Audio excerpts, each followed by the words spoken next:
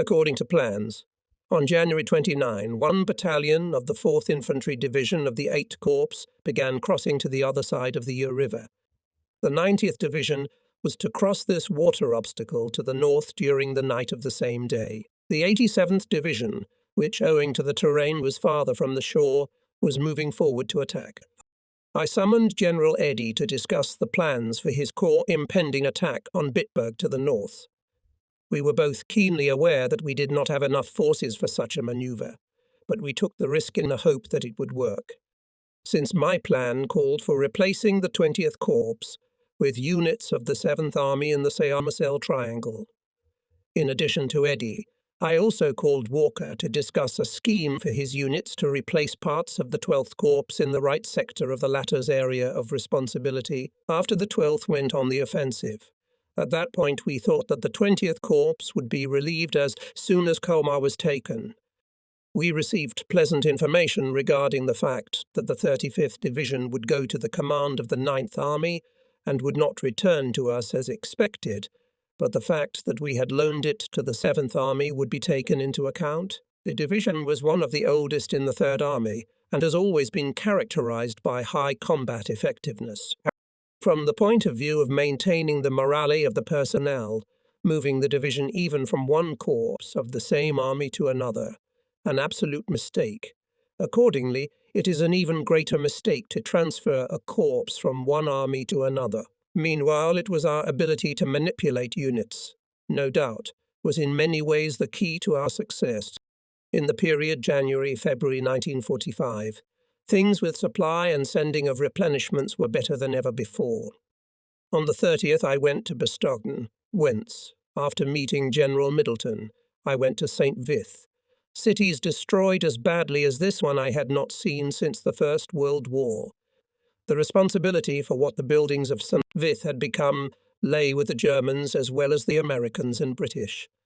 Along the way, we had a chance to look at a tank battlefield from the time of the beginning of the German breakthrough. On both sides, here and there, I counted here and there more than 100 units of American armored vehicles and issued orders to subject each tank to a thorough inspection, to describe the nature of the holes, the direction and angle of attack of shells, as well as their caliber. It was time to learn how to build more reliable tanks. My order was later executed, and all the data thus collected was transferred to the appropriate department. As it was not possible to drive through the town because of the heavy destruction of St. Vitus, the sappers of the 8th Corps had to lay a bypass road. While the ground remained frozen, the bypass functioned perfectly well.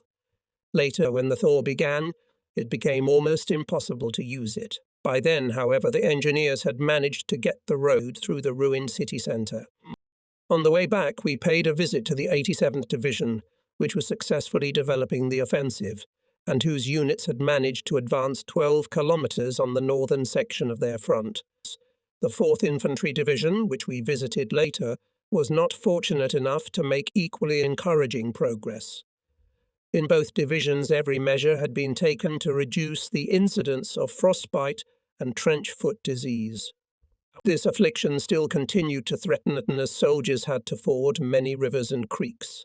In fact, there was a marked increase in disease-related casualties only when the weather was particularly bad. American soldiers are a resourceful people. If they could not capture a town and spend the night in more or less bearable conditions, they rolled snow piles of enormous size, made of them and spruce branches shelters, where they slept in groups of 3 or 4 people. How one can fight in conditions where the temperature is below zero is beyond my comprehension. The 90th Division, which we visited last, was, as usual, operating excellently and doing quite well. The other 3 corps were still on the defensive and reorganizing for the time being. Eddy was going to launch an attack on Bitburg on the 6th, but I told him to do it on the 4th. He complained bitterly that I never considered the factors of place and time. I replied that if I had done with corps commanders as he wanted, we would still be somewhere west of the scene. After talking to Eddy, I contacted the 12th Army Group Command to see if I could use the 9th Armoured Division and another infantry division to replace the thinning 17th Airborne. When General Allian later called me back, he cheered me up by saying that not only could I not take a single man, but that I should not do anything at all until orders were received. As a result, I had to tell Eddie to postpone the scheduled February 4 offensive. I went to Thionville, where I had lunch with the commander of the 20th Corps, and then went to the 94th Division, where I had a frank but not very pleasant conversation with its commander, as the non-combat losses, as well as the number of prisoners taken prisoner by the enemy, were here the highest in the army. I ordered all officers, as many NCS and privates as possible, to be assembled, and repeated to them all that I had spoken to the commander about, telling them plainly that too many of their comrades had been taken prisoner, and therefore they must remedy the situation in order that their division might make a better impression. On my return to headquarters, I received a message from Bradley. I was to turn over the 95th Division to the 9th Army. As usual, I started to fight back, but was told that this was a directive from the Joint Chiefs of Staff in Washington. Bradley also said that I was to come to Spa, Belgium, to discuss plans for the coming offensive. On February 2, Colonel Harkins Codman and I went by car to Spa via Bastogne in Goffalais. The latter town had practically ceased to exist, as it had been destroyed even more severely than St. Vith. Spa is a spa with hydrotherapy facilities. In 1918, Hindenburg's headquarters were located here. The headquarters of the First Army now occupied the same premises. Anyone who was here could see from the windows the pond around which the Kaiser was strolling, waiting for Hindenburg to decide whether to continue the war or not. At the meeting, we were informed that General Eisenhower had been instructed by the Joint Chiefs of Staff to transfer the 9th Army to the British 21st Army Group under Montgomery. Was this not an attempt by General Marshall thus to force into action 14 British divisions, which had hitherto done practically nothing? The aim of the offensive was proclaimed to be the capture of as wide a stretch of the Rhine riverbank as possible, so that in the event of the fall of Germany we could quickly cross to the other side. I had no doubt then that, although the British offensive could not even begin before February 10, the prepared and actually already unfolding offensive of the First and Third Armies would help us to move further and faster. To sweeten the pill, we were allowed to continue to advance on the condition that losses and ammunition consumption would not be too conspicuous. In addition, I learned that the 6th Army Group had failed to take the Sarmazelle Triangle. In fact, the failure of the 6th Army Group was beneficial to me, because as a consequence of this, 3rd Army later had the opportunity to take Trier and lead the offensive through the lands of the Palatinate. At the same moment, however, it made me very sad. Here is another of the many examples that life has shown me of how a major setback becomes the road to future successes. All of us were terribly upset that day because we thought it was a disgrace for the US Army to end the war sitting on the defensive. What made us particularly angry was the information that the Allied Expeditionary Force Commander's headquarters was building up reserves. That is, acting like those who lock up the stable after the horse has already been stolen. Of course, in this situation, no more reserves were needed. There was only one way: to gather all the forces and immediately attack wherever possible. On the 3D, I summoned all corps commanders to me to discuss with them the prospects of further offensive action. General Middleton stated that while he did not wish to place the 95th Division at the disposal of the 9th Army, he still believed that he could advance with his remaining 3 infantry divisions. Given the fact that the roads in his corps sector of responsibility were in very poor condition, the 95th Division's advance would still be hampered. With this in mind, Eddie could continue the attack on Bitburg, and I told him to go for the breakthrough on the night of February 6-7. All that the meeting at Spa gave us was the loss of 2 days at the very beginning of the offensive. My plans, based on the assumption of the Germans' inability to respond with a serious counter-offensive, proved to be correct. I made an attempt, though unsuccessful, to secure the 9th or 10th Armoured Division to enable the 20th Corps to clear the Sarmazelle Triangle.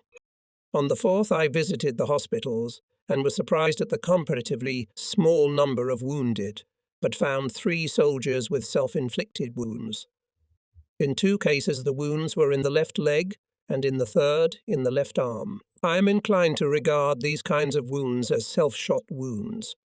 I issued an order that henceforth soldiers with such wounds were to be questioned as to whether they had either carelessly handled their weapons or deliberately wounded themselves. It is almost impossible to prove self-inflicted gunshot wounds, but it is quite easy to identify cases where injuries are caused by negligence in the handling of weapons. It happens that a soldier asks a friend to shoot him in the leg, but as such friends are usually not very diligent in aiming and often deprive the self-shooter of too many fingers.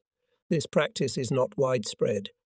As I had endeavoured to keep the plan of attack on Bitburg in the strictest secrecy first, of all from my own, lest I be struck on the arm at the most inopportune moment, I was greatly distressed by the telephone call by which I was summoned to Bastogne to report to General Eisenhower. When I arrived there, to my great relief, it turned out to be a purely photographic action, so to speak. It was quite interesting, though not very pleasant, to note that General Eisenhower never once spoke of the Bastogne offensive, although after December 19, when he was obviously pleased with my intervention at the most critical moment of the German breakthrough, we never saw him again.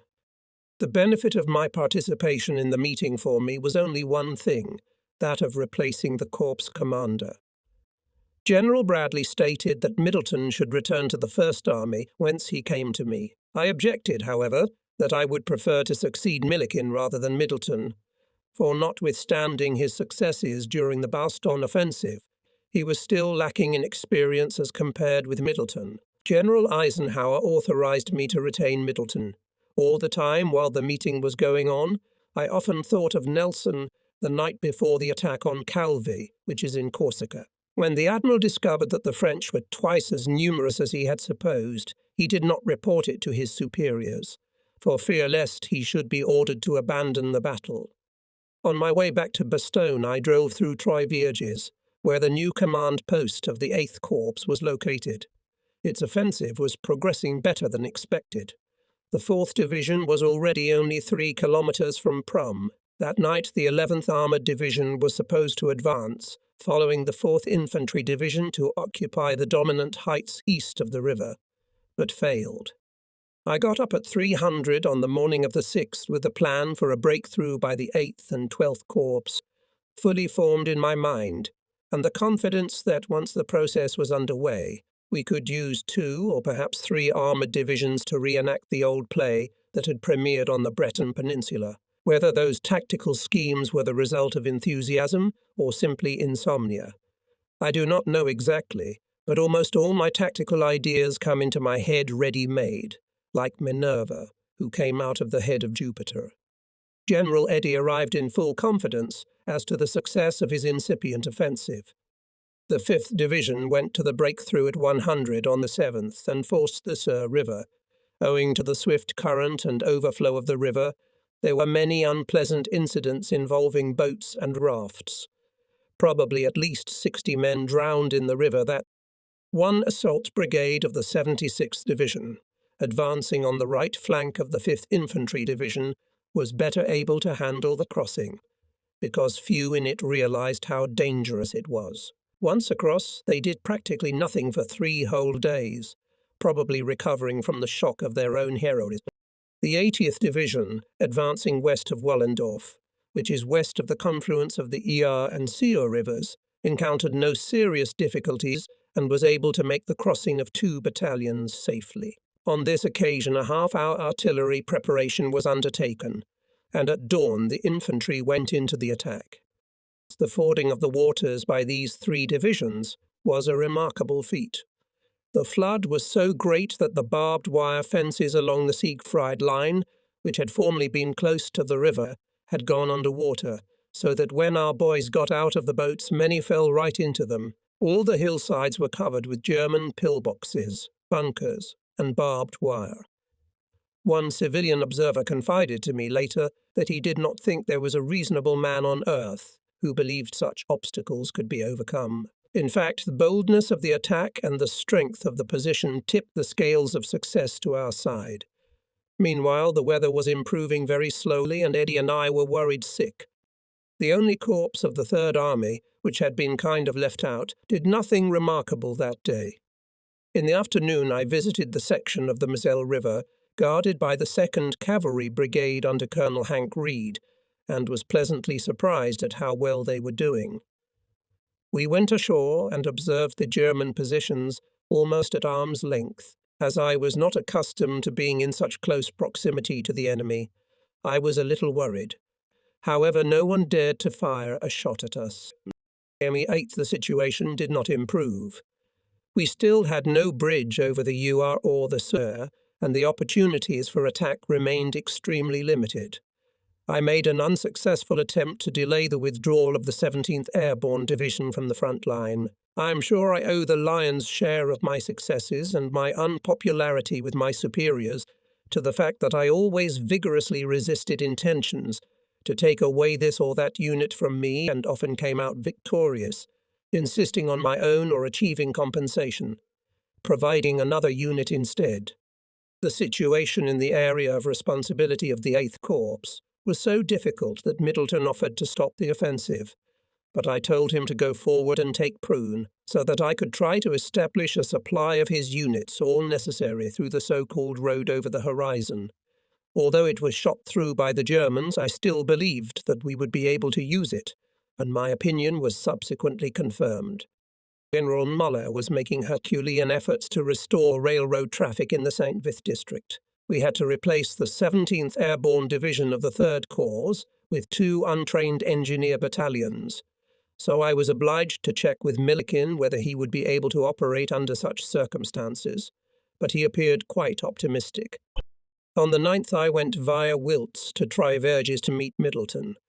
The situation on the roads was simply indescribable, but Middleton, with his usual persistence and even exasperation, tried to get his units to move toward the objective. General Keyes had arrived. He had been fighting without rest since July 10, 1943, and now, having been given a short leave of absence, instead of going somewhere where he could really rest, he came to visit me. Sure, he had not yet seen enough of the war. On the 10th, Bradley called me and asked how soon I could go from offensive to defensive. I told him that I was the oldest and most experienced of the commanders of the United States armies in Europe, and that if I were ordered to go on the defensive, I would ask to be relieved of my post altogether. He replied that I was indebted to the soldiers and would have to stay. I countered that I was also indebted to many people, and that if I was not allowed to continue the offensive, I would have to leave. I added that it would be a good idea if someone from his headquarters came to the front line to see how people live here. Bradley himself had been to the front lines many times, but I had never seen anyone from his headquarters. He referred to the use of the 9th Army for the Montgomery offensive as the biggest mistake of the headquarters of the commander of the Allied Expeditionary Force. I thought the biggest one was the one where General Eisenhower decided to turn the 1st Army north to Montgomery's aid near the end of August, which resulted in the suspension of fuel and ammunition supplies to the 3rd Army. On the 11th, the situation in the 8th Corps section became so bad that General Wayland and I agreed to airlift everything the 87th and 4th Infantry Divisions needed in case of emergency. In addition, the 2 engineer battalions that had covered the front previously and were in the 3rd Corps were recalled.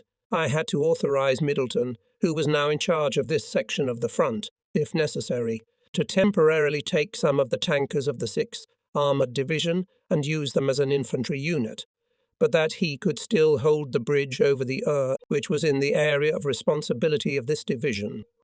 On the other hand, things were not all that bleak. The 12th Corps eventually crossed the bridges over the Eure and Sur rivers and advanced successfully. On the 12th, General Keyes and I left for the 8th Corps by way of Arlon, Bastogne, and Wiltz. On the way we passed through a forest which had been subjected to the heaviest bombardment of our artillery during the Bastogne operation. The consequences of using radar-fused shells in the forest is a very impressive thing. We can trace the angle of attack of all the shells, which exploded about 10 meters above. At the approach to the tops of the tallest trees, exploding, the shells cut the tops at an angle of about 40 degrees to the ground. It seemed to me at the time, however, that the use of projectiles with non-contact fuses against an enemy concealed in a dense forest was ineffective, because the trees became a natural shield against the fragments. General Grow confirmed my assumptions. For such cases, on the contrary, delayed action shells, which will explode only when they strike thick trees close to the ground, are preferable. Everyone learns to fight by fighting. We drove through fields strewn with hundreds of horse corpses from German artillery units and transport brigades, and past many dead human bodies. We also saw several Royal Tigers, in all probability blown up by their own crews. A few vehicles we even inspected.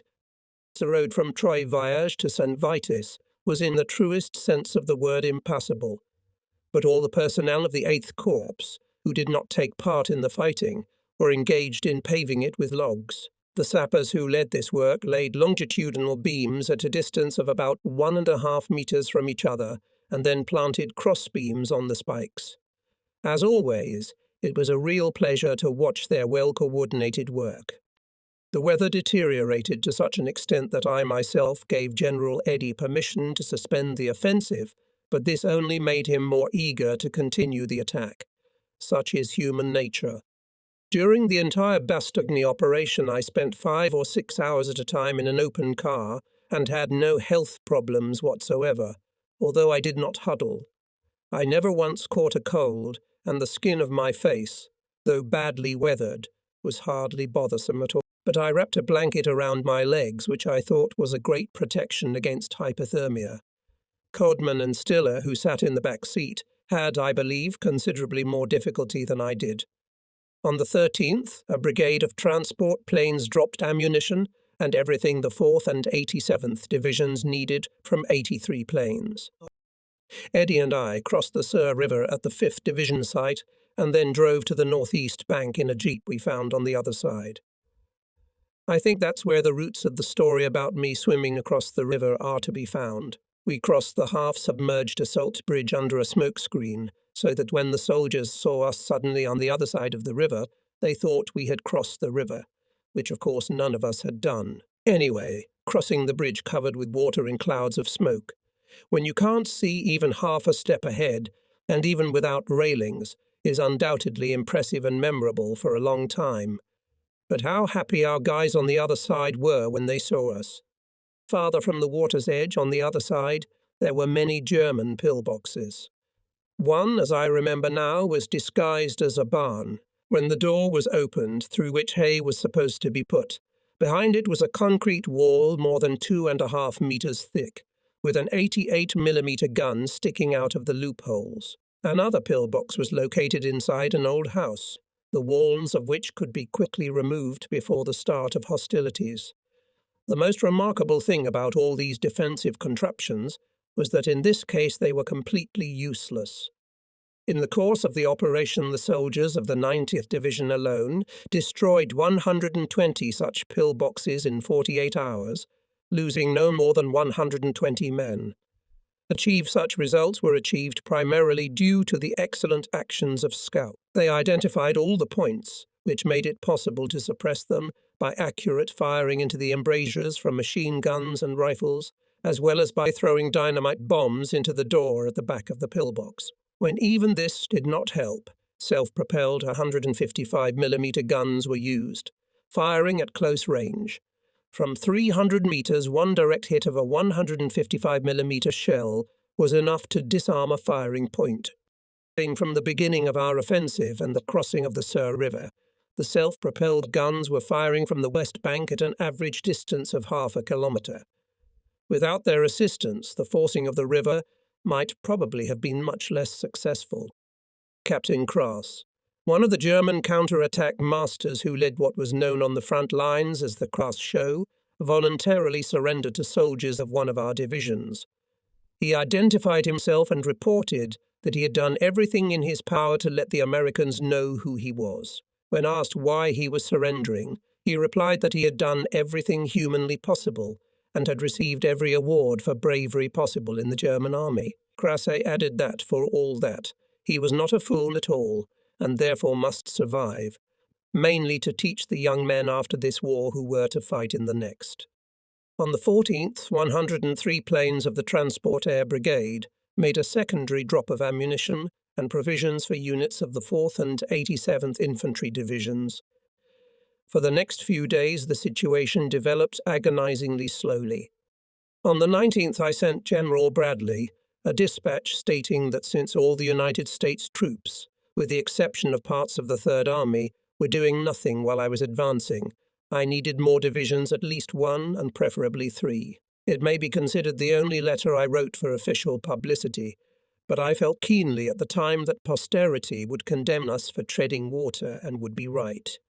At 11:30 on February 19, Walker called me and said that, in his opinion, the situation for a breakthrough in the sector of the Sayre-Moselle Triangle is ripe, and that if he gets one armoured division, he undertakes to solve this problem. Since Bradley was absent, I contacted General Bull and got the 10th Armoured, but not without the Cavart, for this operation only.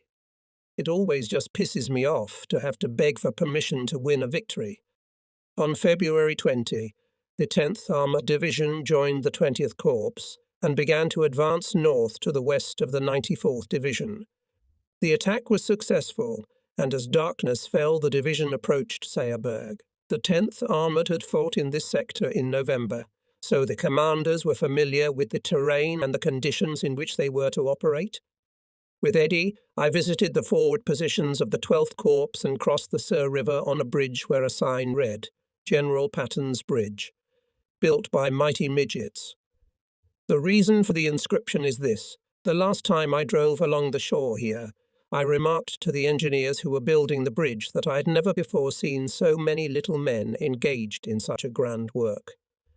Midgets was the nickname for the guys in F Company, 1303rd General Engineer Regiment.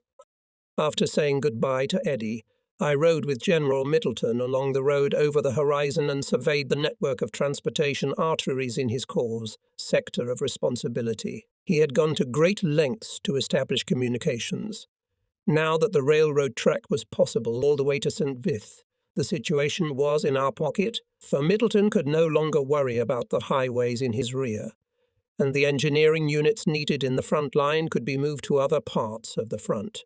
Moreover, he would enter Germany by train just like that, since the Germans have much better roads than Belgium and Luxembourg. In fact, the roads in those two countries are very unreliable, perhaps because they are not designed for heavy winter traffic. The locals say that heavy railroad traffic in winter is illegal in their countries. Having finished our inspection of the roads, we went to the 6th Armoured and the 90th and 4th Infantry Divisions. General Grow of the 6th Armoured was ill and did not look well, so I advised him to rest for a few days, passing command to the next in command. February 21. General Bradley arrived at the headquarters of the Third Army with a plan for a new operation. The scheme of the upcoming actions looked as follows. 21st Army Group and the 9th United States Army will begin the offensive on the 20th, reaching the Rhine.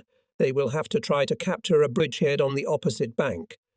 While they are busy doing all this, the 1st Army will cover the right flank of the 9th, and the 3rd, at least in theory, will advance. When the 21st Army Group reaches the river bank, the 1st Army will move on Cologne with its left flank corps.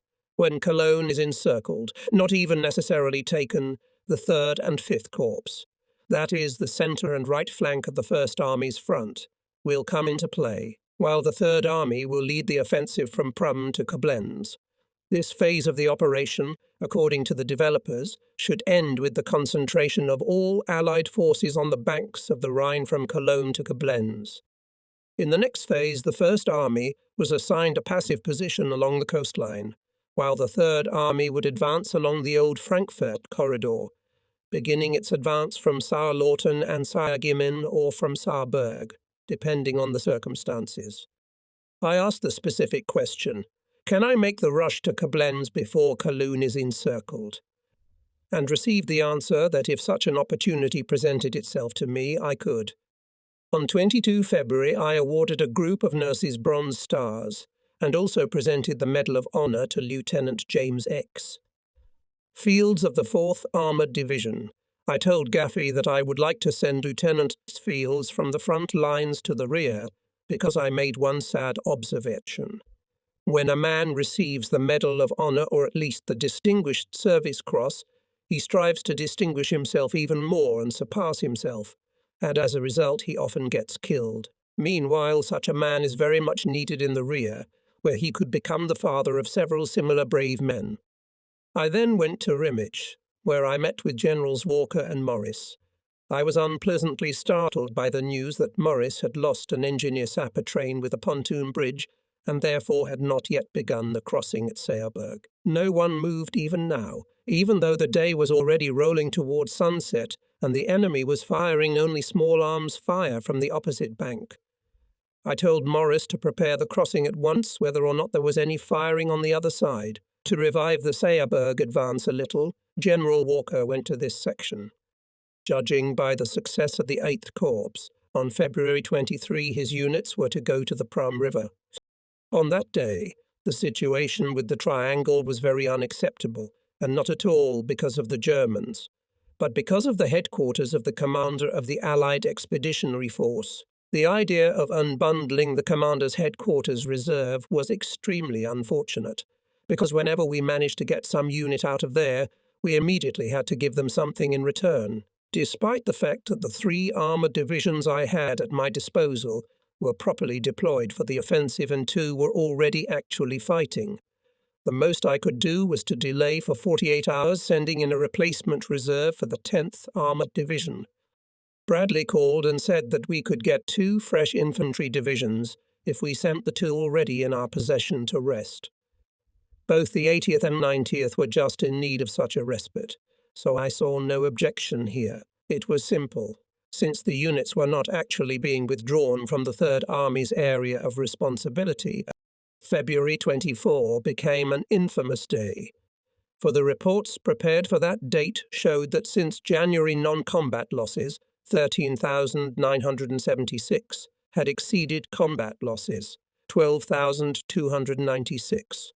Such a situation was noted for the first time in the history of the Third Army. The only encouraging thing was that this picture was not due to an increase in the number of sick, but to a decrease in combat losses. The balance between the 2 categories of casualties is a good indicator for the division commander, if he does not forget what should be understood by normal non-combat losses. In February 25, I invited Middleton, Walker, and Gaffey to lunch. General Bradley called and asked if he and Allen could also attend. I instructed the 3 corps commanders and General Wayland accordingly to work together to press Bradley to allow us to leave the 10th Armoured Division to advance on Trier. Wayland tried harder than anyone else, displaying enviable eloquence. I have no doubt that Bradley agreed with us, but I felt that the commander of the army group has to follow orders. Still, we persuaded him to allow us to continue to attack until dark on the 27th, on the condition that General Eisenhower will allow me, if necessary, to put into action was on vacation reserve 90th Division. Had our superiors denied us the right to attack, the whole history of the war could have gone differently, since the capture of Trier was its turning point. I secured from Bradley an agreement to attempt a breakthrough east of the Prum River if, or rather when, the opportunity presented itself. Both Bradley and Allen were satisfied, I am sure. After all, that's what Allen said. He was glad to be among the guys who were eager to fight. The series of events leading up to our capture of Trier is noteworthy, because it breaks the rules of high-level staff planning. The offensive in the Saar-Moselle Triangle was launched by the 20th Corps to bring the 94th Division into action. Then on the 19th, Walker, who always correctly sensed the moment to start, called and proposed to clear the triangle. To accomplish the task he needed the help of 1 armoured division, and I, as you remember, borrowed the 10th Armoured Division. Our successes were very modest until we crossed at the site near Saarburg. Here Walker and I once realized that Saarburg itself we do not really need, and in fact our goal, the capture of Trier, so we went on. On February 26, the 20th Corps could not achieve much, because in the area east of the Seer River and north of Seerf, it was subjected to a brutal attack by the 2nd German Mountain Division under the command of Major General Dejan. At that moment it even seemed that we had better change direction and turn eastward to remove the obstacle that division represented. On the other hand, the 12th Corps with the 4th Armoured was doing excellent business on its left flank on the Kill River in the vicinity of Bit. The 5th and 76th Divisions were either already on the banks of the Kill or in the very vicinity of it. Taking into account this circumstance, I came to the conclusion that it is necessary to move the 4th Armoured to the south and place between the 5th and 76th Infantry Divisions, and then hit Trier from the north. Acting commander of the 12th Corps, General Gaffey pointed out the difficulty of such a rearrangement from a technical point of view and suggested that instead of redeploying the 4th Armoured to reinforce on the right flank of the 76th Division, on the 76th Division was on Rest Tank Battalion of the 80th Division. What lesson should be learned from this? And this is the lesson: a general who knows how to win adjusts his plans to the circumstances, rather than trying to make the circumstances adjust to his plans. The name Bitburg reminds me of a very telling incident for the Germans. I entered the town from the south while the battle was still raging on its northern outskirts. Since Bitburg is a small town, I was not far from the battlefield. Although shells were falling here and there with enviable regularity, I saw with my own eyes 3 women and 2 men busy fixing the roof of their house. They were not at all going to wait for Lend-Lease aid like people in many other countries. On February 27, the 10th Armoured Division marched 8 kilometres north of Surf and thus found itself halfway to Trier. A day earlier, the enemy pulled up to meet her 2nd Mountain Division, but mistaken in assessing the route of the 10th Armoured Division. The Germans apparently thought that the 10th Armoured would advance to the southeast of Surf to reach the rear of the Siegfried Line, so they planned their counterattack on the basis of these considerations. In fact, the 10th Armoured turned to the north towards Pellingen, putting, however, under the attack of the enemy rear columns of his right flank. When it was already dark, I, as promised, called Bradley and told him that although I was not yet in Trier, but it was only 8 kilometres away, I asked if I could continue. He gave the go-ahead, stipulating that he would have to stop my progress if his superiors ordered it. At the same time, he added that he would try to make it difficult to contact him by telephone in the near future. February 28. The 10th Armoured was still near Trier, but something was encouraging, as the division was able to reach positions convenient for a deployed attack. Previously, they had to attack in a single column, which for an armoured division always presents certain difficulties. A visit to General Morris the same day showed that our telephone lines were almost certainly tapped by the enemy. Before leaving, Codman called and learned the name of the town where we were to meet Morris. When we pulled up to an intersection near the meeting place, we were met by a man from the military police who told us that the general was waiting for us in another town, to which the VP officer escorted us. As we chatted quietly with Morris, the town where we were originally to meet came under heavy artillery fire. Saarburg, the headquarters of the 94th Division, was once home to John of Bohemia, King of Bohemia and Duke of Luxembourg, who died at the Battle of Crécy in 1346. His plume of 3 feathers now belongs to the Prince of Wales. John was the founder of the Order of the Red Lion of Luxembourg and the White Lion of Bohemia. Both honours were later presented to me. On the way home, General Maloney beckoned me to see the medieval castle. What appeared to Maloney to be a medieval castle was in fact a modern distillery producing the worst kind of wine. While we were looking at the castle, a shell flew over us and miraculously did not blow our heads off. I suppose it was this flight that put everyone in a religious mood. Anyway, one of the officers with me began to talk about the extraordinary piety and almost holiness of his ancestors. He got so excited that at one point he said, "My God, General, my ancestors have been faithful Catholics for 3,000 years. Is that so? I couldn't stand it. So they were Christians even before Christmas? And to what fancy?" did he reply. "That's right, sir. I have told the incident more than once, but few people laughed." On March 1, I flew to Bastogne to talk to General Middleton about plans for the next operation.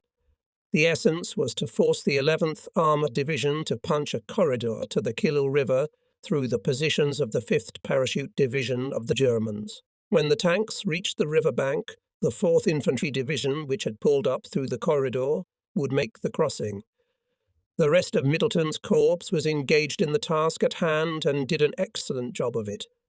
All units of the 12th Corps were stationed on the Killil River shoreline, and the 76th Division alone captured 1,000 enemy soldiers and officers. At 14:15 called Walker, who said that the 10th Armoured Division entered Trier and seized the bridge over the Moselle River. Possession of the bridge had been achieved through the selfless actions of Lieutenant Colonel J.J. Richardson, who had died heroically. He was riding in the lead armoured vehicle of his battalion of motorised infantry and, seeing the wires stretching to the fuses, jumped to the ground. Under heavy enemy fire, rushed to the wires and cut them. In the hot crucible of battle boils, the pure metal of heroism. When I called Generals Smith and Bradley and informed them that Trier was now ours, both were overjoyed. On March 2, Walker and I were discussing plans for an operation to eliminate the so-called Metalaxco protrusion south of Saarburg, which would be possible after the rested 26th Infantry Division would replace the exhausted 94th Division in the positions. While Walker and I made schemes of the upcoming actions, I suddenly saw with all clarity that it would be much more correct to force the Moselle at Schweich by the 10th Armoured Division, giving it a regimental strike brigade of the 76th Infantry Division, and then attack Wittlich. Walker immediately set about putting this plan into action.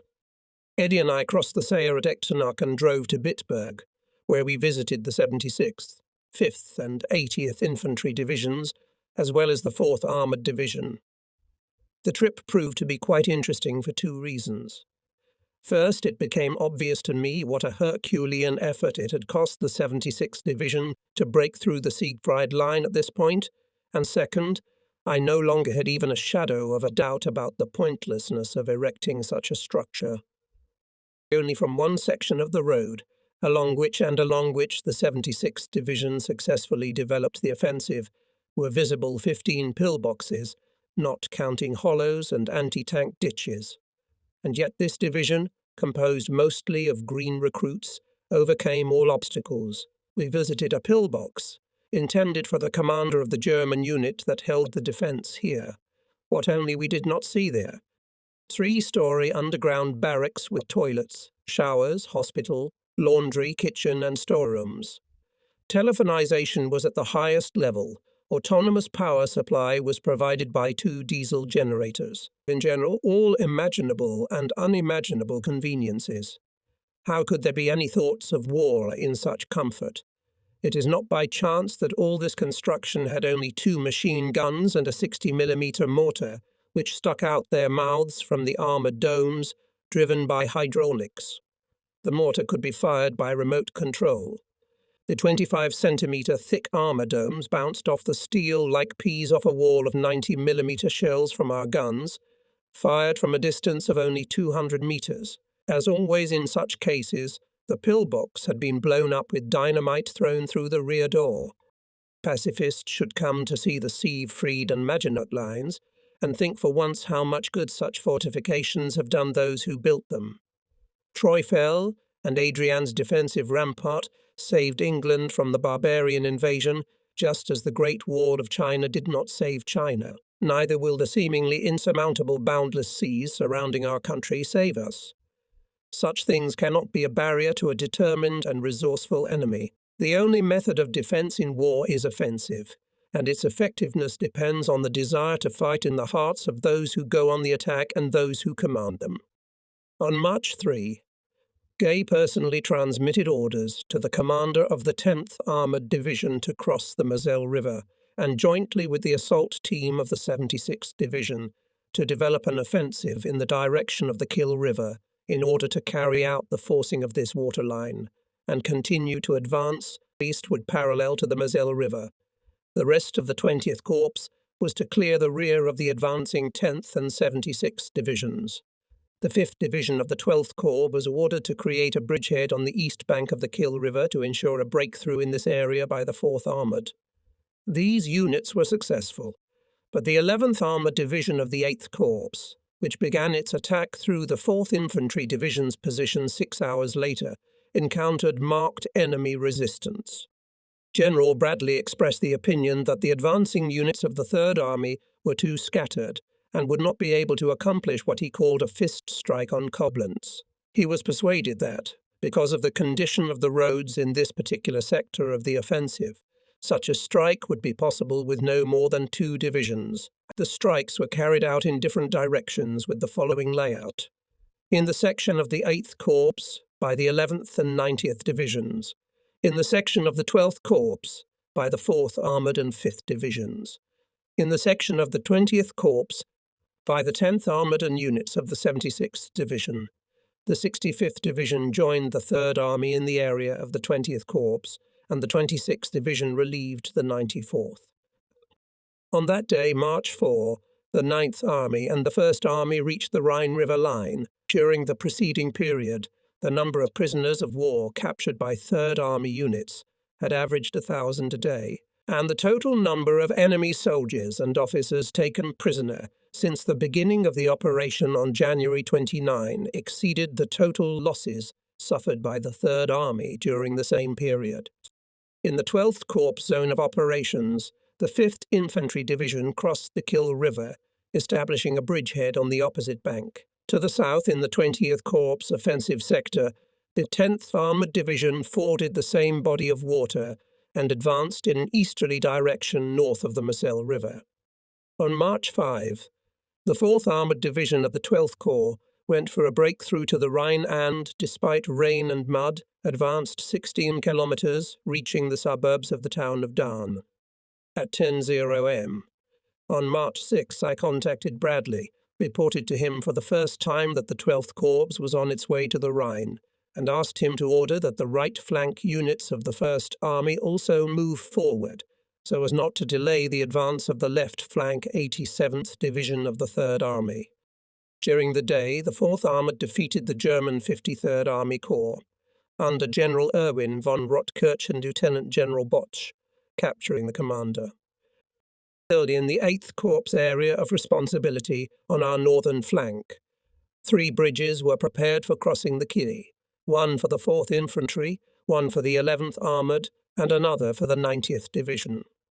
Prince Felix of Luxembourg, accompanied by General Gay, visited the front in the section of the 10th Armoured Division, as well as the city of Trier. Reporting on the results of the visit, General Gay expressed his confidence that the territory north of the Rhine in the zone of responsibility of the Third Army is practically cleared of the enemy, and that we should advance in a southeasterly direction through the territory of the Palatinate. He suggested that it would not be advisable to continue the attack of the 10th Armoured Division, since in this particular area there was sufficient space only for the continuing offensive units of the 12th Corps, and the above division could be more profitably employed elsewhere. The 4th Armoured Division reached the Rhine River at 1700 on March 7. The 11th Armoured Division, whose affairs had taken a turn for the worse that day, broke through to the outskirts of Kilberg. The advance of the 10th Armoured Division was halted by orders. That same day we visited the German prisoner of war, holding areas, and took a photograph of a 200,000 prisoner of war. We sent the photograph to the Public Relations Department of the 12th Army Group, but they refused to publish it, explaining that publication violated the rights of the person depicted in the photograph as a prisoner of war, which was contrary to the principles of the Geneva Convention. On March 8, by order from above, we had to part with the 6th Armoured Division, which went to the disposal of the command of the 6th Army Group. We held a meeting attended by representatives of all headquarters, including General Weyland, where we determined the plan of further action of the 3rd Army and the 19th Tactical Air Brigade. Planned and later brought to life, the scheme was as follows.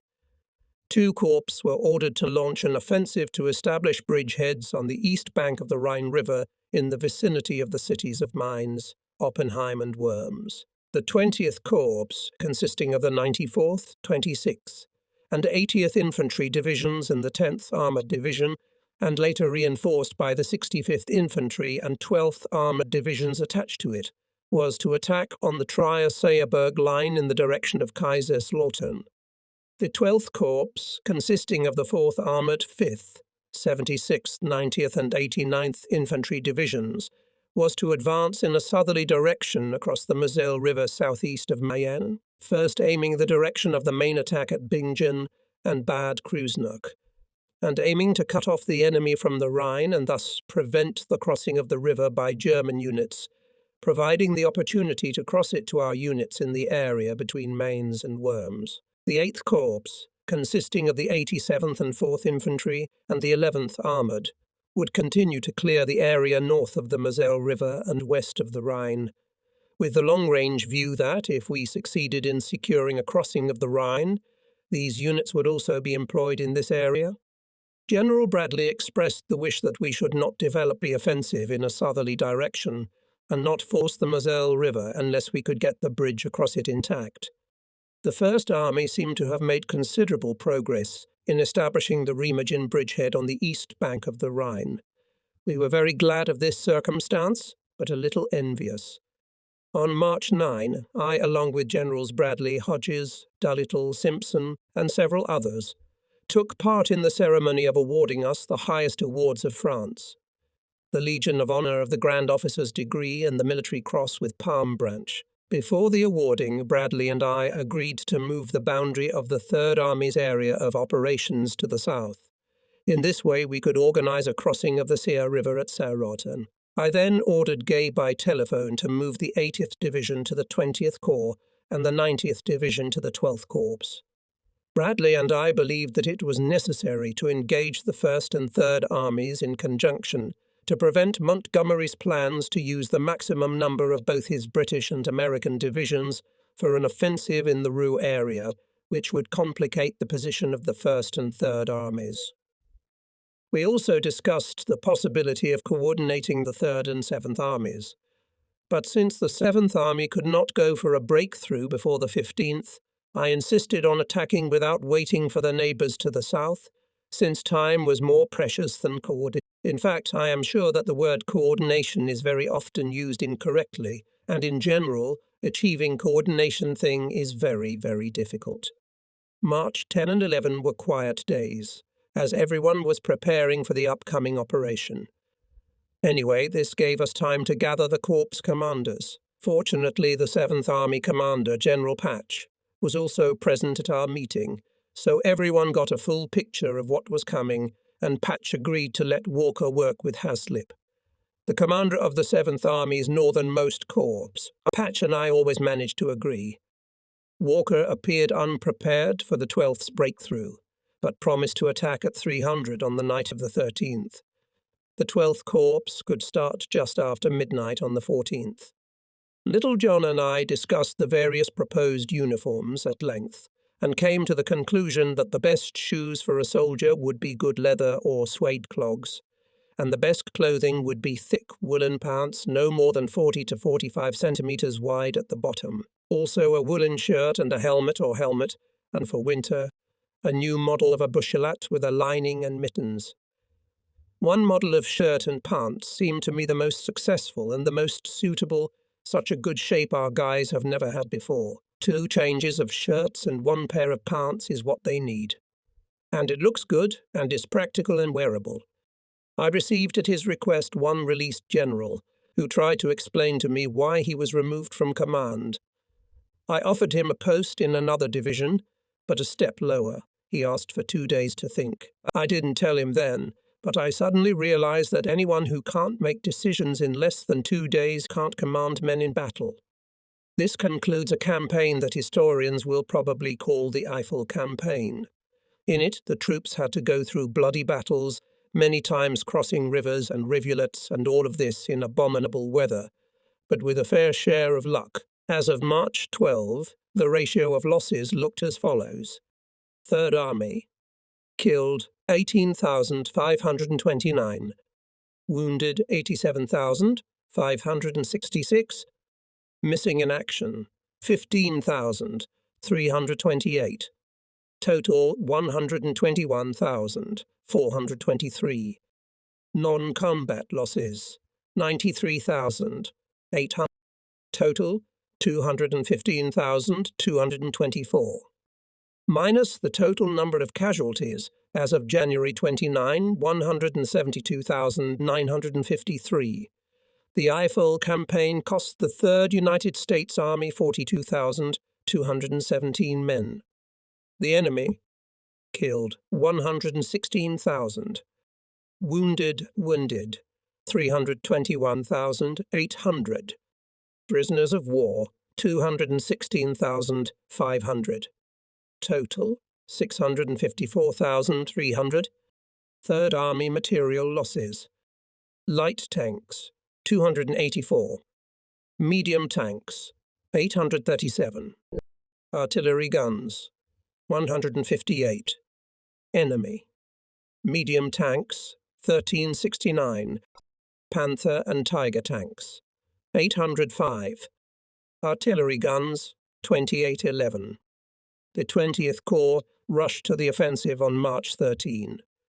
However, its advance was not as fast as expected, mainly because of the difficult terrain along the route of the 94th and 26th Infantry Divisions. The 12th Corps was put in full readiness to rush to the outskirts of Trace at 200 on the night of March 14. The 12th Corps, which started the offensive with the 5th Infantry Division on the left flank and the 90th on the right flank, whose engineers by noon had managed to build 4 bridges across the Moselle River, by the end of the day managed to transfer 14 battalions to the south bank. Here we saw a case of extreme luck or divine intervention, because in the afternoon of the 12th at least half of the units of the 2nd German Mountain Division were just opposite the place of the forthcoming crossing. They, as may be supposed, were confused by the attack of the 20th Corps and rushed to meet it, thus allowing the 12th Corps to cross the water almost without trouble. Here is proof that it is right to start an attack, not at the same time. To Trier I went by way of Wasserwillig. The Roman legions were marching to Trier from Luxembourg by the same road. Here it was as if the tart odour of their sweat had not yet weathered and the dust, raised by these unrivalled warriors, had not settled.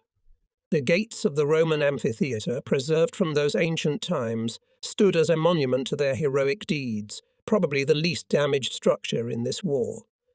The rest of the city centre, and all the bridges except the one we had managed to capture intact, were badly damaged.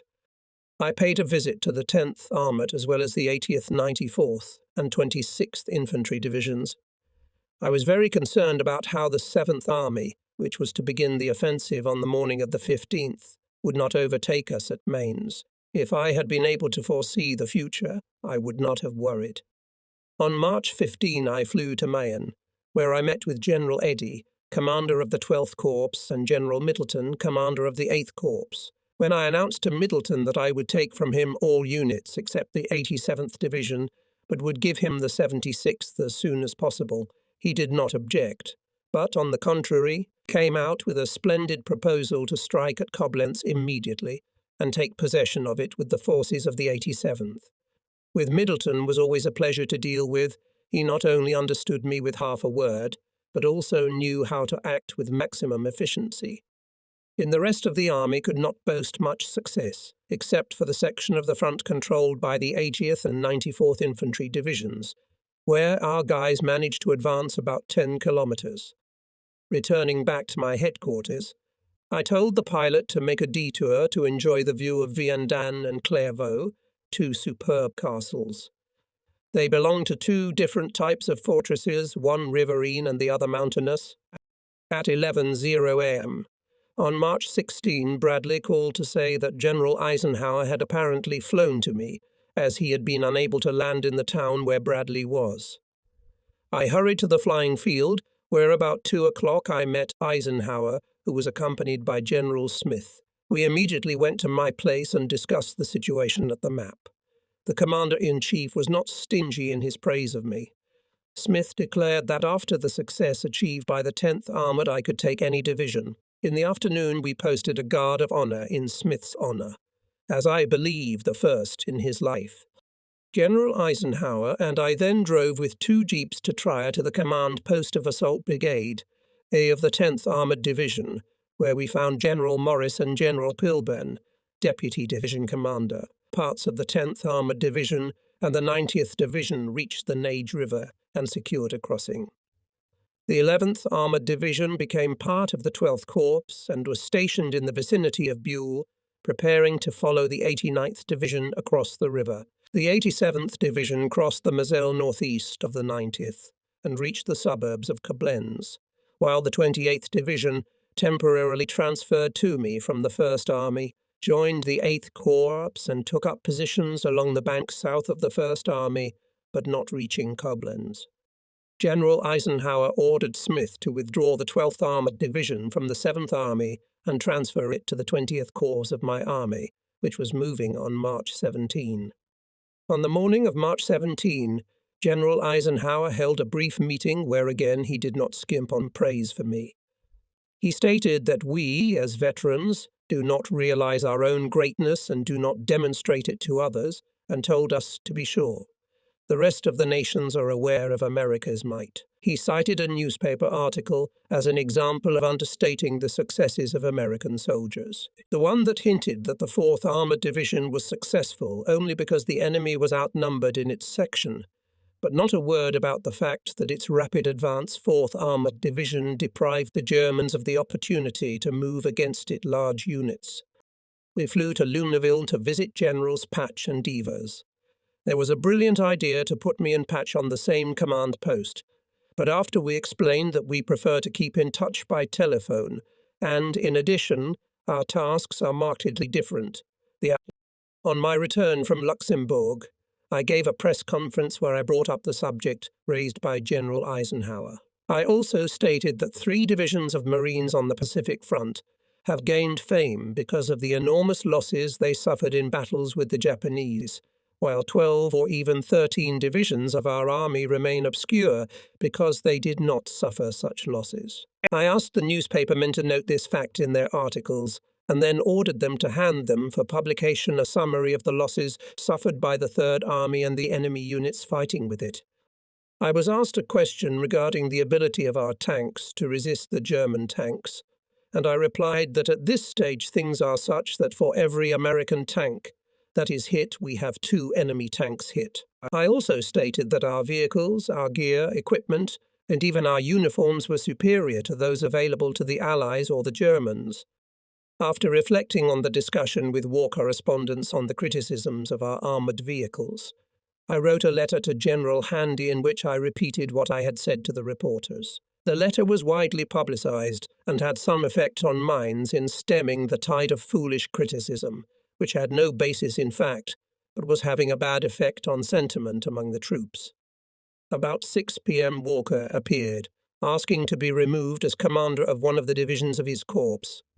I said that if he could find a better man to replace him, I had no objection. Walker never named a suitable candidate. Then I called Eddie and told him that the 11th Armoured hadn't done a damn thing all day. To improve my own mood, I called Middleton and congratulated him on the capture of Koblenz and thanked him for not letting me down. As for the 18th, it was neither a particularly good nor a bad day. The 4th Armoured was held back by a fierce counterattack by 2 grenadier regiments of the enemy's 2nd Armoured Division under Lieutenant General von Lutwitz and Major General von Lockert. The successes of other units of the 8th, 12th, and 20th Corps could be called notable, but insignificant. On March 19, the situation improved markedly. The 8th Corps completed the sweep of Koblenz. The 4th Armoured of the 12th Corps was 10 kilometers from Worms and 15 from Mainz. The 90th and 5th Infantry Divisions had crossed the Nage River. Part of the 11th Armoured Division reached Neisenheim and came in contact with the 12th Armoured of the 20th Corps, stationed at Lauterecken. The 10th and part of the 12th Armoured were about 20 kilometers from Kaiserslautern, and the 80th and 94th were coming on their heels on the right flank. I believed at the time that if the war had suddenly ended at that moment, the troops under my command could boast that they had conducted the best, most successful operation in history. I still hold that opinion to this day. In the afternoon, Hodges and Bradley arrived. They warned that if we do not provide a crossing of the Rhine, we are likely to lose 10 divisions, ceding them to the Ninth Army under Montgomery, and will be forced to go on the defensive. If we manage to force the Rhine before the beginning of the British offensive, the right to lead the ball to the goal will give us. Hodges and I calculated that he could cross in Remagen, and I in the vicinity of Mainz, setting up a meeting, say, in Hesse. There he could take control of the Autobahn and the roads west of there, while I could take the eastbound roads to Cassel and Hanau. Things were going particularly well on the 20th.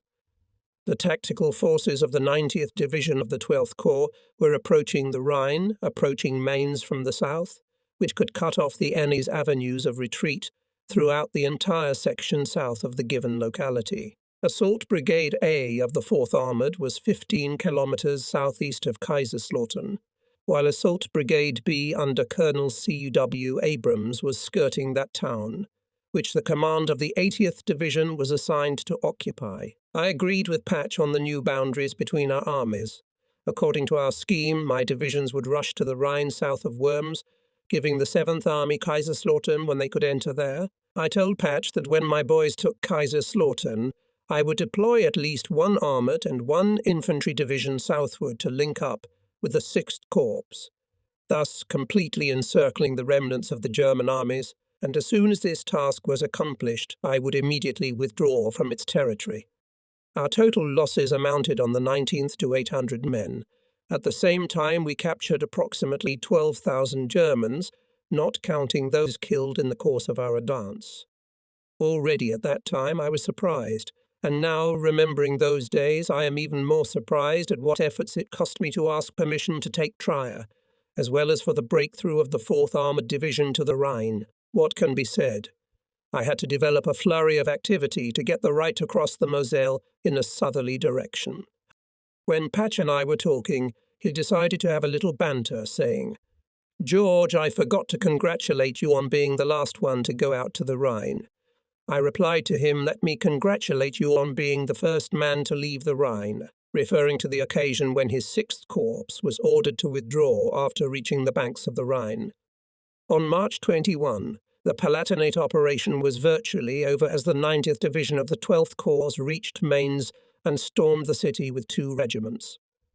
The 4th Armoured entered Worms, while the 11th Armoured approached that city from the south. The 12th Armoured of the 20th Corps surrounded Mannerheim, and the 10th Armoured turned south of Neustadt and held its course for Landau.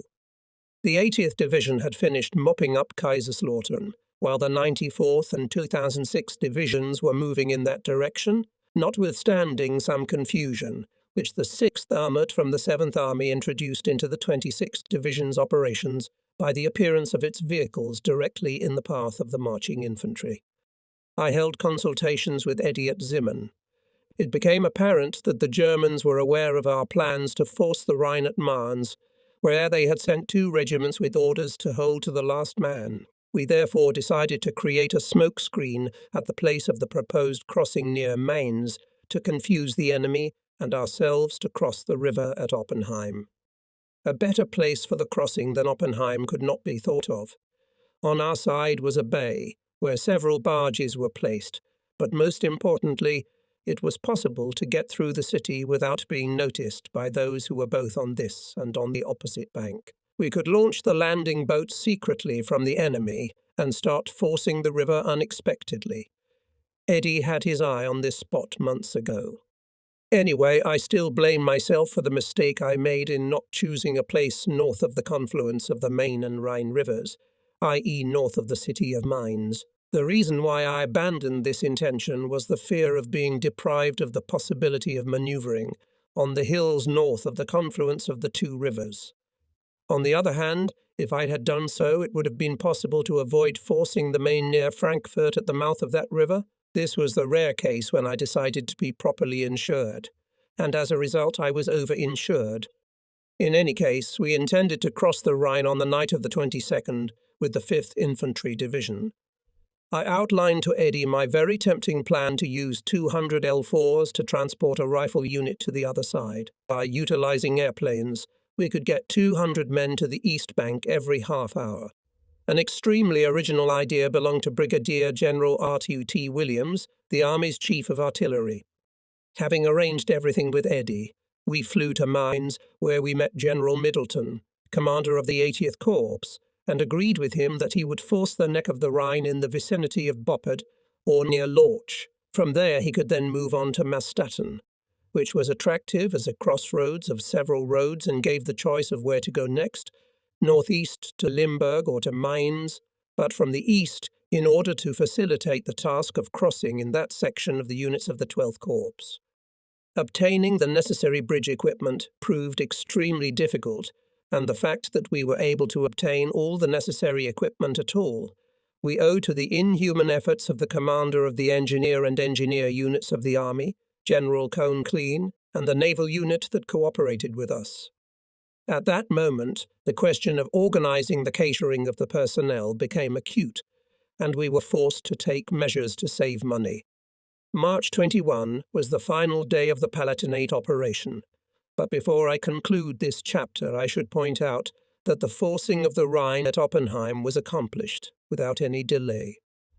We simply changed the direction of movement of the 5th and 90th Divisions from south to east, while the rest of the two corps continued to advance southward.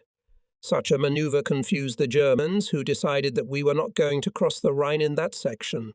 The conception of this operation was born in General Eddy's mind and was brilliantly executed by General Irwin.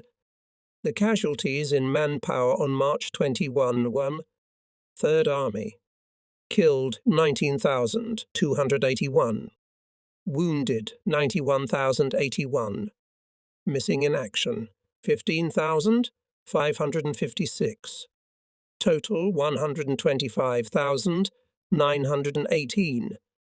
Non-combat losses 96,593, total 272,511, minus the total of 216,000. 106 casualties as of March 13, losses in the Palatinate operation totaled 6,405. Opponent, killed 123,800, wounded 337,300, captured 282,900, total 744,000.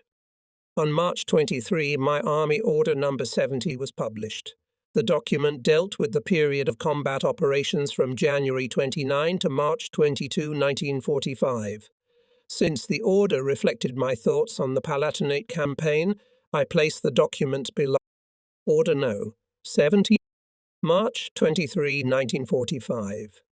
To the soldiers and officers of the Third Army, and to our brothers in arms of the 19th Tactical Air Brigade, during the period of combat operations from January 29 to March 22, 1945, you took from the enemy 16,793 square kilometers of territory. You took 3,072 cities, towns, villages and hamlets, among them such significant cities as Trier, Koblenz, Bergen, Worms, Mainz, Kaiserslautern and Ludwigshafen. You captured 140,112 enemy soldiers and disabled, killing or wounding 99,000 more, thus destroying the 71st and 1st German armies. There has been no instance in history of any army accomplishing such results in so short a time. Such a great victory was possible only because of your courage, bravery, and discipline, your total devotion to duty, as well as equally the speed of advance of ground units and the tireless work of pilots, day and night, poured bombs on the enemy, disorganizing his actions and depriving him of the will to resist. The world applauds your exploits. Generals Marshall, Eisenhower, and Bradley personally express their gratitude to you. I have the greatest honor to place my name next to yours, signing my name to the long list of your glorious accomplishments. Please accept my sincere, heartfelt admiration and gratitude for what you have done. Please remember that the forcing of the Rhine, which began at 22.0 yesterday, will be the guarantee of even more brilliant victories. Commander 3rd United States Army, Lieutenant General J.S. Patton, Jr. On March 11, the 10th and 11th Armored Divisions, one in the 12th Corps and the other in the 20th Corps, replaced the 4th Armoured Division on the outskirts of Worms. Parts of the 12th Armoured Division of the 20th Corps advanced on Ludwigshafen, while the 10th Armoured Division sent an assault brigade to Landau. Finally, one assault brigade of the 12th moved towards Speyer. As soon as it reached Speyer, all routes over the Rhine for the Germans in the zone of action of my army were cut off. On March 22, we set a kind of record for taking prisoners. We had never before captured 11,000 men in one day. General Wayland and Colonel Codeman and I set out from Seeberg through St. Wendel to Kaiserslautern, and from there, moving through the forest, covered a distance of another 20 kilometres in the direction of Neustadt. Here we had occasion to witness the consequences of the most extensive massacre I had ever seen in my life. A German column consisting of guns and many carts on the Goostier was under attack by a company of medium tanks of the 10th Armoured Division. The Germans were on a rather narrow mountain road, with a steep cliff on their left and a high mountain slope on their right. The tanks struck directly at them, so that the enemy had nowhere to go. At a distance of almost 4 kilometres below, they could see horses and wagons that had fallen off the cliff. On the road lay the bodies of tanks crushed by tracks, horses and men shot at point-blank range. Despite my pride in the successes of the 10th Armoured, I felt sorry for those unfortunate people. When we returned to our headquarters after dark, we learned that units of the 10th Armoured had come into contact with units of the 6th Corps of the 7th Army in the vicinity of a town called Schwanim, thus closing the ring around the German troops. Waiting for me was a telegram from Groh, who had become commander of the 15th Army. "Congratulations on your catch. In addition to the 2 German you have surrounded and 1 American army, rushing to the crossing at 8:13 p.m. at 10,000. On March 22-22nd, the 5th Infantry Division finished forcing the Rhine on the 23rd. Before dawn, 6 battalions were already on the east bank, with a total loss of 28 men killed and wounded. In connection with the crossing of the Rhine came out here is a mishap. The 21st Army Group was to cross the river on March 24, and as they say, in order not to fail and prepare in advance for this unprecedented event on earth, Mr. Churchill wrote a speech congratulating Field Marshal Montgomery, whose troops were the first in modern history to cross the Rhine. The BBC recorded the speech and mistakenly broadcast it, despite the fact that the Third Army had crossed the Rhine 36 hours earlier. In view of the fact that the 10th Armoured Division was too deep into the area of responsibility of the 7th Army, I, by mutual agreement with Patch, made an exchange of the 10th for the 6th Armoured Division, which was on the left flank of the 7th Army. On March 24, Coleman, Stiller, General Eddy and I, while crossing the Rhine at Oppenheim, stopped to spit on the water. When we reached the east bank, I deliberately tripped and fell, scooping up a handful of German soil, as if to repeat the gesture of Scipio Africanus and William the Conqueror. Both of them, having stumbled, turned their blunder, a bad omen in the eyes of the army, into a joke, exclaiming, "One here I hold in my hands African soil, and the other the same, only English soil." I held German soil in my hands. We then flew to the headquarters of the 8th Corps to discuss the forcing of the Rhine by the forces of that formation near Boppard. This event took place on the night of March 24-25, and the 76th Division crossed to the other side at St. Gershausen a day later, on the night of March 25-26. The fact that we crossed the Rhine near St. Gershausen was, I believe, a kind of sign, because here is Lorelei, one of the sacred places in German mythology. For the 12th Corps, the crossing of the Rhine went quite smoothly. The entire 5th Infantry, 2 regiments of the 90th, and most of the 4th Armoured were on the east bank, and everything was ready for the 6th Armoured to begin the crossing on the morning of March 25. At the same time, units of the 20th Corps were concentrating in the vicinity of Mainz, where we decided to build a railroad bridge, since the railroad had become an important source of supplies of everything our units needed. The plan of further action was to send 1 assault brigade of the 76th Division south along the Rhine bank in order to take under our control the dominant heights, important for providing cover for the crossing opposite Mainz.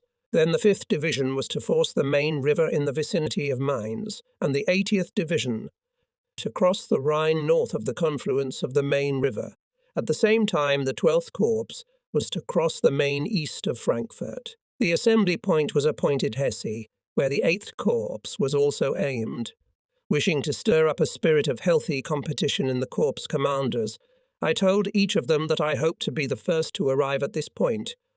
At that moment I had the idea of forming an armoured corps of 3 armoured divisions with a motorised infantry assault brigade attached to it, putting it under Walker, and send it to the breakthrough depending on circumstances, to Kassel or Weimar.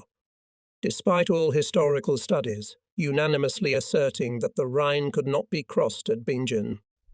Koblenz, the 87th Division, which began crossing on the night of March 25, managed to safely cross the insurmountable water barrier by morning. Here again we tested the theory, which had been fully confirmed in practice, that the most difficult places are usually poorly defended. We had to face a rather harsh onslaught of the enemy from the air. The Germans made probably at least 200 airplane sorties, but thanks to the coordinated actions of anti-aircraft gunners and pilots of the 19th Tactical Brigade, the bridge remained intact, although the ferry sank after an airplane bomb hit it. On March 26, I crossed the Rhine with Codman and ordered Eddy to send a unit along the bank of the main river to Hammelburg. What I wanted of this expedition was twofold. First, I wanted to convince the Germans that we were going to advance directly eastward, while I intended to advance in a northerly direction, and it was not necessary to free 900 American soldiers and officers captured by the Germans and held at Hammelburg. I had planned to send an assault brigade of the 4th Armoured, but in vain I let Eddy and Hodge, commander of the 4th Armoured Division, talk me out of it. Compromising, I sent a tank company and a company of infantry on armoured vehicles to Gammelberg. The sad news came that Colonel John Hines, son of my old friend Major General John L. Hines, had been seriously wounded in the face and lost both eyes when his tank was hit by an 88 Marm shell during an attack on an airfield south of Frankfurt. Already wounded, he contacted the division commander, accurately outlined the situation, and ended with the following words. "One last thing, General. Send someone to replace me because I am wounded." For his heroic behaviour, Hines received the Oak Branch to the Distinguished Service Cross, with which he was awarded for the Sayre campaign. He was a remarkable soldier, the kind that shouldn't die. The loss of Hines shook General Gross so much that he remained idle all day. I even had to push him to get him to take Frankfurt. Later I met General Walker in the 2nd Echelon of the 12th Corps advance, and we agreed that one column of the 80th Division would cross the Main and the other across the Rhine. Returning to headquarters, I learned that a task force of the 9th Armoured Division of the 1st Army had made a breakthrough to the south, and Bradley asked me if I wished to come to Wiesbaden, which I was about to attack. I, of course, immediately replied in assent, and then flew to Bad Kreuznach to see Colonel Hines. When I arrived there, he was lying unconscious on the operating table. It was a heavy sight. On the 27th, we moved the command post to Eberstein, occupying the former barracks of the 107th German Infantry Regiment under Colonel Gronow.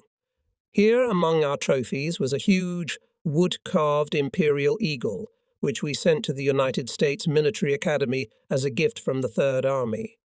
On March 28, friction arose between the individual units. Since the 80th Division had completed its crossing of the Rhine and Main without trouble and had moved on to Wiesbaden, as had the assault brigade of the 76th, and the task force of the 9th Armoured Division, the situation remained tense for some time, for it seemed as if everyone there was about to start shooting at each other.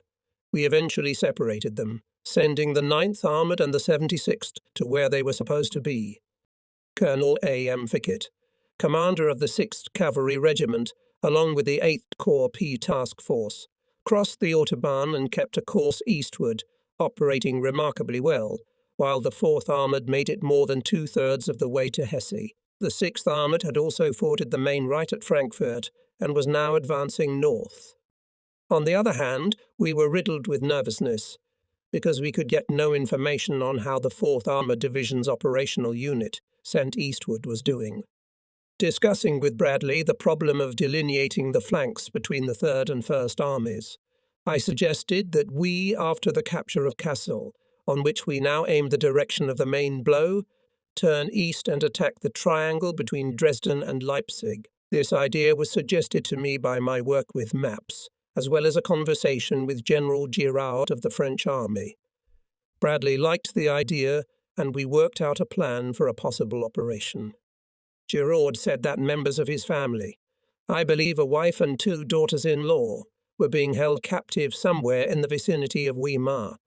I suggested sending his adjutant with the 4th Armoured Division, which, it seemed at the time, should get there faster than the others. Giraud's relatives were eventually rescued, as was a Belgian princess who told us quite a bit about a camp for important women north of Berlin. She said that in that camp there were about 4,000 women whose husbands held prominent positions in the Reich, and that these women were, in fact, hostages. They were fed there, apparently, not badly, but the Germans executed many girls and young women. The princess herself saw it from the window of the barracks where she lived. There seemed to be executions every night, so she was practically sleep-deprived at the end. We all thought she was exaggerating. March 29 and the 3rd Army transferred to the 70th Infantry Division under Major General A.I.J. Barnett and 13th Armoured Major General J. Bogan. These compounds, however, should be left in reserve of the headquarters commander of the Allied Expeditionary Force west of the Rhine. This position suited us well, as it improved the situation in the rear, and we deployed the 70th along the Rhine bank from Koblenz to Oppenheim. We also found a use for the 4 cavalry brigades attached to the 3rd Army, which we had previously had to keep in reserve. Bradley asked me to keep 1 infantry division as a reserve of the army in the assembly point somewhere near Frankfurt or Wiesbaden. The 5th Infantry Division was chosen. As for everything else, things were going well. The 4th and 6th Armoured Divisions were advancing steadily, although the 11th Armoured, which had turned eastward, was stuck near Hanau. The pace of the advance of the northern divisions of the 8th Corps was also slowed, mainly because 1st Army had independently delineated positions on the flanks without coordinating its actions with 12th Army Group headquarters, and contrary to decisions made there, with the result that 1st Army's right border ran exactly across the 87th Division's offensive route. Eventually, the misunderstanding was cleared up and the boundaries aligned. On March 30, German radio broadcast a statement that a certain American armoured division advancing on Hummelsburg had been surrounded and destroyed. We were instructed to advance on the line of the Werra and Weser rivers, and then advance east of the Elbe River. This manoeuvre the High Command ordered us to carry out slowly. We, on the contrary, pointed out that in this case the only way to avoid losses was to advance as quickly as possible. The 6th Armoured Division, supported by parts of the 80th and 65th Infantry, divisions reached a point 20 kilometers southwest of the city of Kassel. On March 31, I flew to the new headquarters of the 12th Corps east of Frankfurt, where I explained to the commander and his officers that, following the line of the Werra and Weser rivers, their division would have to advance at a rate of not more than 20 to 25 kilometers per day. I intended to fly to the commander of the 20th Corps to outline the situation to Walker, but he himself came to the headquarters of the 12th Corps, and we settled everything on the spot. I then went to the field to go to the 8th Corps, when an airplane landed with General Seibert, Chief of Intelligence of the 12th Army Group, who asked me to hold off. He had, as he assured me, a promising plan to capture the center of German communications in the vicinity of Gotha, Erfurt, Weimar and Ohrdruf. Direct from the airfield, I called 12th Corps headquarters to detain Walker until Seibert and I returned there. Unfortunately, Walker had already left, but he was able to be intercepted and returned to headquarters almost as Seibert and I arrived there. We outlined the idea of a quick offensive on the Weimar quadrangle with Eddy on the right flank and Walker on the left. I told the corps commanders that they were getting the greatest chance to write their names in history. We had to move, so I gave Walker permission to bypass Kassel to speed up the advance. I then flew to the 7th Corps command post just west of Limburg. Limburg Airfield was receiving transport brigade planes bringing in half a ton of gasoline almost every minute. If it hadn't been for the airplanes, we would have been out of fuel by now. Before I left Corps headquarters, I got Gay to agree to negotiate by telephone the boundaries between the 8th, 20th and 12th Corps, since we were going to put the 8th Corps in the middle. Middleton's version of the delineation was satisfactory. However, in view of the impending attack on the Weimar quadrangle and a possible German counterattack from the suburbs of Hanau, I told him to postpone the operation, because from the position he held near Limburg, he could best prevent any attempts by the enemy to strike us from Hanau. On the way home, Kottmann and I flew over the Rhine and took aerial photographs at the point where the 8th Corps had forced the neck of the river. At 6:30 p.m., Bradley called to say that General Eisenhower was concerned about the risk involved in attacking Weimar, but after discussion I was authorized to proceed with the operation. I arranged for the creation of 2 new companies within the 4th Armoured Division to replace those which we now knew for certain had been surrounded and captured. The captain commanding them was slightly wounded when the companies forced the Main east of Frankfurt. However, they continued to advance and reached the suburbs of Hammelburg. They encountered units of 3 German divisions which trembled before their onslaught. When some of the tanks and motorized infantry on armoured vehicles gave battle to the enemy, the remainder of the tanks went to a prisoner of war camp 10 kilometers to the north and liberated everyone there. These tanks, along with more than 1,000 prisoners, joined their comrades at Gammelburg and travelled back along the road they had taken from the enemy. What happened next was told me by my adjutant, Major Stiller, who was present. He suggested to the captain, taking a little to the northward, that they should use a different road from the one by which they had come here. The officer commanding the detachment declined the suggestion. Later, when he stopped the vehicles to refuel, the column was attacked from different directions by 3 German infantry regiments at once and dispersed. When it became clear what was happening, Major Stiller, the squad leader, and with them 5 other privates and sergeants continued to fight until they had used up all their ammunition. Their equipment was also disabled, and they were left with no choice but to surrender. On April 1, 2 years after Jackson's death, we were moving slower than usual, mostly because of roadblocks and mines. But somehow the 4th Armoured Division was 6 kilometers west of Eisenach, while the northern column of the 11th Armoured Division of the same 12th Corps was at Oberfield. From the headquarters of the 12th Army Group we received a warning. If we do not reach Weimar by the end of the day on April 1, we should stop and wait for the advance of the 1st and 9th Armies. We managed to convince our superiors to allow us not to stop the offensive, at least until 17.0 on April 2. On April 2, the 8th Corps, in accordance with our plans, began to occupy a position between the 20th in the north and the 12th in the south, releasing the 4th Armoured Division. The 80th Division of the 20th Corps resumed the attack on Kassel with time to spare. However, we knew when we set the 80th a task, it would be accomplished and the necessary effect would always be achieved. That day, several reports came in that German soldiers, later found to be from the 2nd Mountain Division, who had fled from the heights northeast of Frankfurt, had appeared in the rear of the 12th Corps. There they attacked an ambulance train, killed an officer and 2 privates, and seized a field ammunition. The first reports received during the night vividly described German atrocities, including the murder of the entire hospital staff, the rape of nurses, and the destruction of the ammunition depot. This is, simply put, another illustration that reports of events that took place after sunset do not deserve to be taken too seriously. Fear is especially great at night.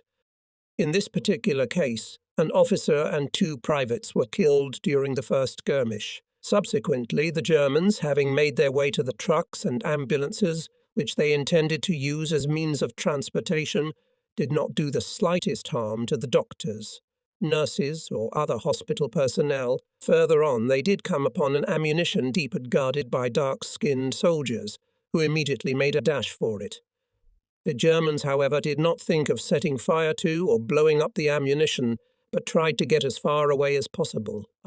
The next day, a search team consisting of the 71st Infantry Division, the 10th Infantry Regiment of the 5th Infantry Division, and a reconnaissance battalion of the 13th Armoured surrounded the Germans. 800 men were taken prisoner. Another 500 lost their lives, mainly because rumours of their alleged atrocities reached the personnel.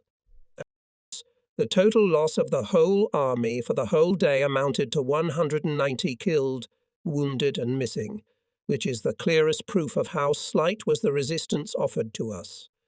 The Ver River proved to be a more serious obstacle than expected, as it partially halted the 6th and 4th Armoured Divisions and slowed the advance of the 11th Armoured Division. In addition, on the same day, the 61st Armoured Division came under furious air attack while attempting to cross the river.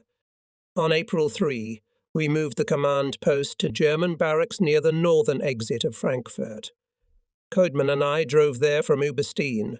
The valley through which the road to Mainz runs strongly resembles the Cow River Valley in the state of Kansas. The roads were in excellent condition, and the entire local German population went to remove the rubble from the ruined towns. There was plenty to do. Mainz was badly damaged. Probably 2/3 of the city was reduced to rubble. The Germans blew up many bridges over the Rhine, but in one case a railroad bridge north of Oppenheim collapsed, blocked the river, so that the enemy could no longer, letting dynamite-laden barges on the water, blowing up the crossings we had set up north of Oppenheim. On the way we decided to stop at Bad Kreuznach to check on Colonel Heinz, but he had been sent out of the hospital 2 hours before our arrival. We saw quite a few soldiers and officers released from captivity who, considering where they had been, looked pretty good. There were at least 6 self-shooters, including 1 officer, in another group of wounded who were being treated, which was the first time I had encountered them. I made my usual confidential conversation with them. "Who wounded you? Got even with him, I hope?" "No, sir, it was myself." "Oh, really? When did this happen?" "This afternoon?" "No, sir. At night." "Did it hurt?" "No, sir. My buddy bandaged me up right away." "Do you know who you are?" "I can't know, sir." "Then I say, come on and you fellows all listen to what I have to say," and then treated him to the most warm epithets in my vocabulary. I stated bluntly that by injuring himself he had not only shown his own cowardice, but had transferred his share of soldierly labour and risk to the shoulders of his brave comrades, who had not looked for an equally cowardly way out of the fight. Arriving at our new headquarters, we learned that the 4th Armoured Division had reached the suburbs of Gotha, and the 11th B Assault Brigade was 12 kilometres southwest of Ohrdruf. We also had a clear order from a higher authority, which was that upon reaching the line mining in Ohrdruf, Gotha A, Mahusen, we should stop the advance and wait for the units of the 1st and 9th Armies to pull up. On April 4, we made a new delineation of areas of responsibility between us, the 1st and 7th Armies, and also determined a new halting line, laying it through Meiningen, Gotha East, Zuhl, Wengezals, Muhausen. Once our units reached these lines, we could not continue to advance more than a few kilometres a day until the 1st and 9th Armies approached. The wait promised to be long, as 2 of the 4 corps of the 1st Army and 1 corps of the 9th still had not finished destroying and capturing the Germans surrounded in the Ruhr Cauldron. We loaned Hodges the 5th Infantry Division and the 13th Armoured Division to finish the job as quickly as possible. It was very fortunate that when we drew the lines of demarcation, as well as determined the boundaries on which we had to wait for our neighbours. General Patch, commander of the 7th Army, was present at the meeting. I visited the headquarters of 3 corps. The 6th Armoured Division of the 20th Corps had taken Muchausen, and the 80th Division had eliminated the last pockets of resistance in Kassel by razing to the ground those structures which others had not had to destroy. They captured a German general and 400 soldiers and officers. At the same time, the general stated that he believed in German victory. Somehow such statements do not fit with surrender. Do not surrender if you are so sure. This general was the first captured German general to declare that he was confident of a German victory. Others expressed no doubt as to who would win, but said they continued to fight, following orders. At the headquarters of the 8th Corps, I saw 29 German banners from World War I captured by the personnel of that unit. They were later forwarded to Washington. That night I was visited by 2 lieutenants from among those released by a detachment of tankers from the camp in Hammelburg, who managed to avoid recapture and reach our positions. Later Patch called to say that 3 other officers from Gammelberg had arrived at his headquarters and reported Colonel Waters seriously wounded. Patch assured me that he would do his best to capture the camp of the 5th,